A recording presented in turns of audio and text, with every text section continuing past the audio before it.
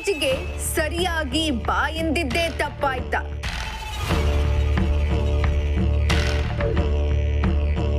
ಬುದ್ಧಿ ಹೇಳಿದ್ದಕ್ಕೆ ಆತ್ಮಹತ್ಯೆಗೆ ಯತ್ನಿಸಿದ ವಿದ್ಯಾರ್ಥಿ.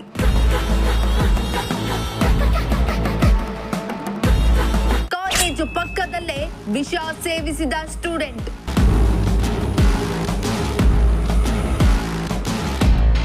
ಬೆಳೆಯುವ ಸಿರಿ ಮೊಳಕೆಯಲ್ಲಿ ಎಂಬಂತೆ ಚಿಕ್ಕ ವಯಸ್ಸಿನಲ್ಲಿ ಏನನ್ನು ಕಲಿತಿರುತ್ತೇವೋ ಅದೇ ಭವಿಷ್ಯಕ್ಕೆ ದಾರಿಯಾಗುತ್ತೆ. ಒಳ್ಳೆಯದನ್ನು ಕಲಿತರೆ ಒಳ್ಳೆಯ ವ್ಯಕ್ತಿ ಆಗುತ್ತೇವೆ, ಕೆಟ್ಟದನ್ನ ಕಲಿತರೆ ಕೆಟ್ಟ ಮನುಷ್ಯರಾಗ್ತೇವೆ. ಆದ್ರೆ ತಪ್ಪು ದಾರಿ ಹಿಡಿದಿದ್ದ ಮಕ್ಕಳನ್ನ ಸರಿದಾರಿಗೆ ತರುವುದು ತಂದೆ ತಾಯಿ ಹಾಗೂ ಶಿಕ್ಷಕರ ಜವಾಬ್ದಾರಿ ಹಾಗೂ ಕರ್ತವ್ಯ ಆಗಿರುತ್ತೆ. ಅದರಂತೆ ಕಾಲೇಜಿಗೆ ಬರುವಂತೆ ಉಪನ್ಯಾಸಕರಿಬ್ಬರು ಬುದ್ಧಿ ಹೇಳಿದ್ದಕ್ಕೆ ವಿದ್ಯಾರ್ಥಿಯೊಬ್ಬ ವಿಷ ಕುಡಿದು ಆತ್ಮಹತ್ಯೆಗೆ ಯತ್ನಿಸಿರೋ ದಾರುಣ ಘಟನೆ ತುಮಕೂರಿನಲ್ಲಿ ನಡೆದಿದೆ.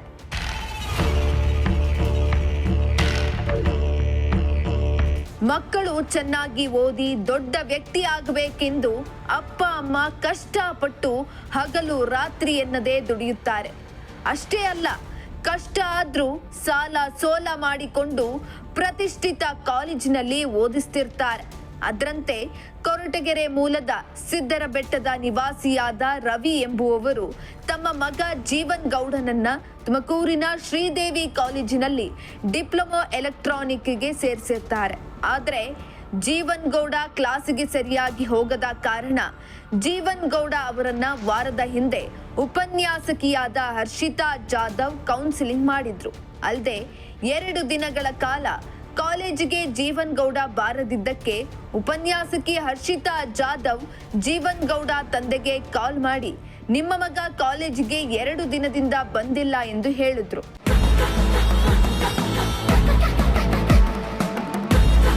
ಇನ್ನು ಅದ್ಯಾವಾಗ ಜೀವನ್ ಗೌಡ 2 ದಿನದಿಂದ ಕಾಲೇಜಿಗೆ ಹೋಗಿಲ್ಲ ಎಂದು ವಿಷಯ ತಿಳಿಯಿತೋ, ನೀನು ಸರಿಯಾಗಿ ಕಾಲೇಜಿಗೆ ಹೋಗಲಿಲ್ಲ ಅಂದ್ರೆ ನಾವೇ ವಿಷ ಕುಡಿಯುತ್ತೇವೆ ಎಂದು ತಂದೆ ರವಿಕುಮಾರ್ ಬೈದಿದ್ದಾರೆ.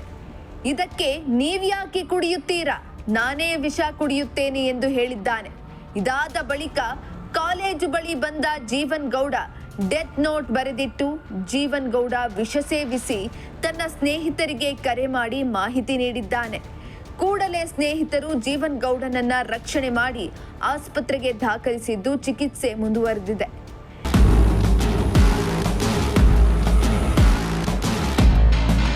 ಇನ್ನು ತಮ್ಮ ಮಗ ಆತ್ಮಹತ್ಯೆಗೆ ಯತ್ನಿಸಿರೋದಕ್ಕೆ ಉಪನ್ಯಾಸಕರು ಕಾರಣರಲ್ಲ, ಬುದ್ಧಿ ಹೇಳಿದ್ದಕ್ಕೆ ಈ ರೀತಿ ಮಾಡಿಕೊಂಡಿದ್ದು ಅವನ ತಪ್ಪು ಎಂದು ಜೀವನ್ ಗೌಡ ತಂದೆ ರವಿಕುಮಾರ್ ಹೇಳಿದ್ರು. ಸರ್, ಸೂಸೈಡ್ ಏನು ಸರ್, ಅದು ನಾನು ಕಾಲೇಜ್ಗೆ ಯಾಕಪ್ಪ ಹೋಗಿರಲಿಲ್ಲ ಅಂತಂದೆ. ಮೇಡಮ್ ಇದು ಏನಾಯಿತು ಅಂತಂದರೆ ಮೇಡಮ್ ಅವರು ಆಚೆ ನಿಲ್ಲಿಸಿರಿ. ಯಾಕೆ ನಿಲ್ಲಿಸಿರೋ ಅಂದರೆ ಕೀನ ಕೊಟ್ಟಿದ್ದ ನಮ್ಮ ಫ್ರೆಂಡು, ಅದನ್ನು ನಾನು ಕೊಡಬೇಕಾಯ್ತು ತಗೊಂಡೋಗಿ ನಾನು ಎಸ್ತು ಬಿಟ್ಟೆ. ಅಲ್ಲಿ ಅವರು ಯಾಕಪ್ಪ ಇಷ್ಟೊಂದು ನಿನಗೆ ಗೌರವ ಇಲ್ವ ಲೆಕ್ಚರ್ ಮೇಲೆ, ಹೋಗ್ತಿದ್ದು ಕೊಡ್ಬೋದಾಯ್ತಲ್ಲ ಅಂತ ಹೇಳಿರು. ನಾನು ಸುಮ್ಮನೆ ನಿಂತ್ಕೊಂಡೆ. ಅವರು ಆಚೆ ನಿಲ್ಲಿಸಿರು ಅಷ್ಟೇ. ನಾನು ತಿರುಗಿ ಮತ್ತೊಮ್ಮೆ ಕಾಲೇಜಿಗೆ ಹೋಗಲಿಲ್ಲ ಅಂದ. ಯಾಕಪ್ಪ ಕಾಲೇಜಿಗೆ ಹೋಗಲಿ, ನೀವು ಇಷ್ಟೊಂದೆಲ್ಲ ಖರ್ಚು ಮಾಡಿ ನಾನೆಲ್ಲ ಇಷ್ಟೊಂದೆಲ್ಲ ನಿನ್ನ ಬಗ್ಗೆ ಏಳಿಗೆಗೋಸ್ಕರ ನಾನು ಇಷ್ಟೊಂದೆಲ್ಲ ಮಾಡ್ತೀನಿ. ಅವರು ಸಾರಿ ಮೇಡಮ್ ಅವ್ರ ಅಂತ ಹೇಳ್ಬಿಟ್ಟು ಆಯ್ತು ತಪ್ಪಾಯಿತು ಅಂತ ಹೇಳ್ಬಿಟ್ಟು ನೀವು ಹೋಗೋದಾಯ್ತು ಅಂತ ಹೇಳಿ ನಾನು ಬೈದೆ. ಆಮೇಲೆ ಎಲ್ಲಿ ಹೋಗ್ತಾ ಇದೀಯಾ ಅಂದ. ನಾನು ಸಿರಾಗದಲ್ಲಿ ಅರ್ಧ ದಾರಿಯಲ್ಲಿ ಹೋಗ್ತಾ ಇದ್ದೀನಿ ಅಂತಂದ. ಯಾರು ಇನ್ನು ತ್ರಿಗುಣಿ ಅಂತ ನಮ್ಮ ತಂಗಿ ಮಗ ಇಬ್ಬರು ಹೋಗ್ತಾ ಇದೀವಿ ಅಂತಂದ. ಆಗ ಏನು ಮಾಡಿದೆ, ಏನಿಲ್ಲ ನೀನು ಕಾಲೇಜ್ ಎಷ್ಟು ಗಂಟೆಗೆ ಇರೋದು, ನೀನು ಏನು ಮಾಡ್ತಾ ಇದ್ದಿಲ್ಲ, 4:15 ಇತ್ತು ಈ ಮೇಡಮ್ ಅವ್ರಿಗೆ ಕೇಳಿದೆ. ಎಷ್ಟು ಗಂಟೆಗೆ ಮೇಡಮ್ ಅವ್ರೆ? 4:15 ತಕ್ಕ ಇತ್ತು ಸರ್, ಇವ್ನು ಬಂದಿರಲಿಲ್ಲ ಕಾಲೇಜ್ಗೆ ನಾನು ಅಂತಂದರು. ತಿರ್ಗಾ ನಾನು ಬೈದೆ, ನೋಡಪ್ಪ ನಾನು ಇರೋನು ಒಬ್ಬ ಮಗ, ಈ ಥರ ಆದ್ಬಿಟ್ರೆ ಹೆಂಗಲ್ಲ ನನ್ನ ಈ ಫ್ಯೂಚರು, ನನಗೆ ಅದು ಸಮಾಜದಲ್ಲಿ ಗೌರವ ಇದೆ, ಆ ಗೌರವ ನೀನು ಹಾಳು ಮಾಡಬೇಡ ಯಾರೋ ಫ್ರೆಂಡ್ಸ್ಗಳ ಜೊತೆಗೆ ಅಂತ ಅಂದ್ಬಿಟ್ಟು ಬೈದಿರೋದು ನಿಜ. ನನ್ನ ತಂಗಿ ಮಗಂತಲೂ ನೋಡಪ್ಪ ಎಜುಕೇಷನ್ ಬಗ್ಗೆ ಹಿಂಗೆ ಈ ಥರ ಮಾಡ್ತಾನೆ, ಒಂದೆರಡು ಮಾತು ಬೈಯೋ ಅಂತ ಅವನು ಬೈದಿದ್ದಾನೆ, ಇಲ್ಲ ಅಂತ ಹೇಳಲ್ಲ. ರಾತ್ರಿ ನನ್ನ ಹೆಂಗಸರನ್ನು ಏನಪ್ಪ ಹಿಂಗೆ ಮಾಡಿದ್ರೆ ಹೆಂಗೋ ಅಂತಂದು ಬೈದ್ರು ಅವರು. ಇಲ್ಲ ಕಣಮ್ಮ ಕಾಲೇಜ್ ನಾಳೆಯಿಂದ ಹೋಗ್ತೀನಿ ಅಂತ ಹೇಳಿದ್ರೆ ಅಂತಲೂ ನೋಡೋ ಹಿಂಗೆ ಮಾಡಿದ್ರೆ ನಾವೆಲ್ಲ ಹೋಗಿ ಸೂಸೈಡ್ ಮಾಡ್ಕೊಂಬಿಡ್ತೀವಪ್ಪ ಅಂತ ಹೇಳಿದ ಸತ್ಯ. ಅದಕ್ಕೇನು ಮಾಡಿದ್ರೆ ನಾನೇನು ಮಾಡ್ಕೊಂಬಿಡ್ತೀನಿ ಅಂತ ಅಂದ. ಇಷ್ಟು ಸರ್ ಅದು. ನಾನು ಹೇಳಿದೆ ಯಾವಾಗಲೇ ಈ ಥರ ಅಂದ ಕಣ ನೋಡೋ ಅಂತಂದೆ. ಬಿಡುವ ಏನೋ ಇದರಲ್ಲಿ ಕೋಪದಲ್ಲಿ ಅಂದವನೇ ಅಂತ ನಾನು ಸುಮ್ಮನೆ ಆದೆ. ಆದರೂ ರಾತ್ರಿ ನಿದ್ದೆ ಬರಲಿಲ್ಲ ನನಗೆ. ಆ್ಯಕ್ಚುಲಿ ಮಧ್ಯಾಹ್ನ ಏನಕ್ಕೆ ಮಾಡಿದೆ ನಾನು ಅವನಿಗೆ, ಅವನು ಫೋನ್ ಎತ್ತಿದ, ಅವ್ನು ಯಾರೋ ಮನೋಹರನ ಎತ್ತಿದ, ಈ ಥರ ವಿಷಯ ಕುಡಿದು ಬಿಟ್ಟಿದ್ದಾನೆ ಕಣ ಅಂತಂದ. ಅದಕ್ಕೆ ಏನು ಮಾಡಿ ಬಂದ್ವಿ ಸರ್. ಗೊತ್ತಿಲ್ಲ ಸರ್, ಅದು ಎಷ್ಟು ಗಂಟೆ ಮಾಡ್ಕೊಳೋ ಗೊತ್ತಿಲ್ಲ. ನಾನು ಅಲ್ಲಿಗೆ 12 ಗಂಟೆ ಟೈಮಲ್ಲಿ ಅಷ್ಟೇ. ಅಷ್ಟೇ ಸರ್, ಡಾಕ್ಟರ್ ಮಾತಾಡ್ತಾನೆ, ವಿಷಯ ಎಲ್ಲ ತೆಗ್ದಿದ್ದೀವಿ, ವಾಮಿಟ್ ಮಾಡಿಸಿದ್ದೀವಿ ಅಂತ ಹೇಳಿದ್ರು sir. Diploma second year 3rd sem ಏನೋ ಸರ್. ಇದು ಶ್ರೀದೇವಿ ಕಾಲೇಜು. ಅಲ್ಲೆಲ್ಲ ನಾನು ತಂಗಿ ಮನೆ ಶಿರಾದಲ್ಲಿ. ನಮಗೆ ಸಿದ್ರು ಬಿಡೋರು ನಮ್ಮೂರು ಬೆಂಡೋಣೆ. ಅಲ್ಲಿ ಇದೇನೋ ಬಸ್ಗಳು ಕನ್ವಿನ್ಸ್ ಇಲ್ಲ, ಅದಕ್ಕೆ ಸಿರಾದಿಂದ ಇದು ಮಾಡಿಸಿದ್ದೀನಿ ಬಸ್ನ. ಕೊಟ್ಟ ಓಡಾಡ್ತಾರೆ ಇಬ್ಬರು. ಅದನ್ನು ನನ್ನ ತಂಗಿ ಮಗ ಬೇರೆ ಬರ್ತಾನೆ, BCA ಮಾಡ್ತಾನೆ. ಅವಿಬ್ಬರು ಸೇರ್ಕೊಂಡು ಬರ್ತಾ ಇದ್ದಾರೆ. ಎಲ್ಲರಿಗೂ ನಮಸ್ಕಾರ. ಇವತ್ತಿನ ನಮ್ಮ ಶ್ರೀದೇವಿ ಕಾಲೇಜಿನ ಕ್ಯಾಂಪಸ್ಸಲ್ಲಿ ಹುಡುಗ ಒಬ್ಬ ವಿಷ ತಗೊಂಡಿರೋದು ನಮ್ಮ ಕಾಲೇಜಿನ ಆವರಣದಲ್ಲಿ ಆಗಿಲ್ಲ. ಇದು ಫಸ್ಟ್ ಆಫ್ ಆಲ್ ಅದು ತಂದೆಗೂ ಗೊತ್ತು, ತಂದೆನೂ ಹೇಳಿಕೆ ಕೊಟ್ಟಿದ್ದಾರೆ ನಿಮಗೆ. ನಾವು ಕೌನ್ಸಿಲಿಂಗ್ ಮಾಡಿ ಹುಡುಗನ ಬನ್ನಿ ಕಾಲೇಜ್ಗೆ ಅಂದಿದ್ದಕ್ಕೆ ನಿನ್ನೆ ಮನೆಯಲ್ಲಿ ಅವರಪ್ಪ ನೀನು ಸರಿಯಾಗಿ ಕಾಲೇಜ್ಗೆ ಹೋಗ್ದಿದ್ರೆ ನಾನು ವಿಷ ತಗೊತೀನಿ ಅಂತ ಹೇಳಿದರು. ಅದಕ್ಕೆ ನೀವು ಯಾಕೆ ತಗೊಂತೀರ, ನಾನೇ ತಗೊತೀನಿ ಅಂತ ಈ ಕೃತ್ಯ ಇವತ್ತು ಮಾಡಿದ್ದಾರೆ ನಮ್ಮ ಕಾಲೇಜಲ್ಲಿ ಆವರಣದಲ್ಲಿ. ನಮ್ಮಲ್ಲಿ ಹೇಳಿದ್ರೆ ಕೌನ್ಸಿಲಿಂಗ್ ಮಾಡ್ತೀವಿ, ಯಾಕೆಂದರೆ ಮಾಡಲೇಬೇಕು. ನಮ್ಮಲ್ಲಿ ಗ್ರಾಮೀಣ ಅಭಿವೃದ್ಧಿ, ಗ್ರಾಮೀಣ ಪ್ರದೇಶದಿಂದ ಬರ್ತಾರೆ ಹುಡುಗರು, ಅವ್ರಿಗೆ ನಾವು ಕೌನ್ಸಿಲಿಂಗ್ ಮಾಡಲೇಬೇಕಾಗತ್ತೆ. ತಪ್ಪು ದಾರಿಗಳನ್ನ ಹಿಡಿತಿರ್ತಾರೆ, ಅದಕ್ಕೆ ನಮ್ಮ ಕೌನ್ಸಿಲರ್ ಮಾಡಿ ಅಂತ ಹೇಳ್ತೀವಿ. ಅದು ಒಳ್ಳೆಯ ದಾರಿಗೆ ನಾವು ಅದಕ್ಕೆ ಉತ್ತೇಜನ ಕೊಡ್ತೀವಿ, ತಿದ್ದುಕೊಳಕ್ಕೆ ಒಂದು ಅವಕಾಶ ಕೊಡ್ತೀವಿ.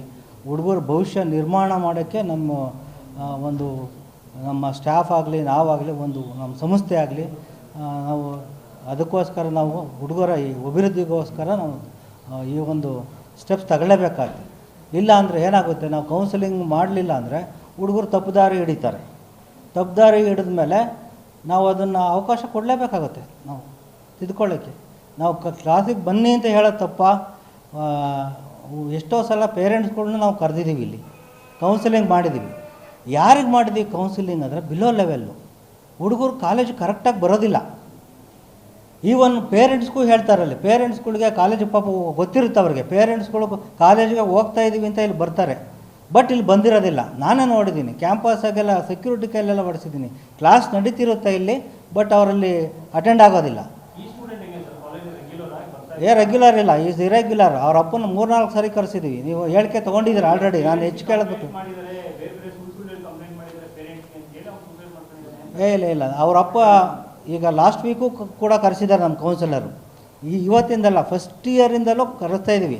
ಅವ್ನು 3-4 ಮಾರ್ಕ್ಸು ಅಟೆಂಡ್ ಆಗೋಲ್ಲ, ಕ್ಲಾಸ್ಗಳಿಗೆ ಅಟೆಂಡ್ ಆಗೋಲ್ಲ, ಇಂಟರ್ನಲ್ಸ್ಗೆ ಅಟೆಂಡ್ ಆಗೋಲ್ಲ. ಆ ಒಂದು ಉದ್ದೇಶ ನಾವು ಹೇಳಬೇಕಾಗುತ್ತೆ. ಹೇಳಿದ್ರೆ ತಪ್ಪಾಗುತ್ತೆ ನಾವು. ಯಾಕೆ ಹಂಗೆ ಬಿಟ್ಟರೆ ಅದು ಸಂಸ್ಥೆ ಆಗಲ್ಲ, ಹುಡುಗನಿಗೆ ಭವಿಷ್ಯನೂ ಹಾಳು ಮಾಡ್ತೀವಿ. ಯಾರು ಬಿಲೋ ಲೆವೆಲ್ ಇದ್ದಾರೆ ಹುಡುಗರು, ಯಾರು ಕಾಲೇಜಿಗೆ ಕರೆಕ್ಟಾಗಿ ಬರೋಲ್ಲ, ಅದು ಕೌನ್ಸಿಲಿಂಗ್ ಸಿಸ್ಟಮ್ ಅಂತ ಎಲ್ಲ ಕಾಲೇಜಲ್ಲೂ ಇದೆ, ನಮ್ಮದೊಂದೇ ಕಾಲೇಜಲ್ಲ. ಕೌನ್ಸಿಲರ್ ಅಂತ ಇರ್ತಾರೆ, 20 ಜನ ಅವ್ರ ಅಂಡರು, ಅವ್ರು ರೆಸ್ಪಾನ್ಸಿಬಿಲಿಟಿ.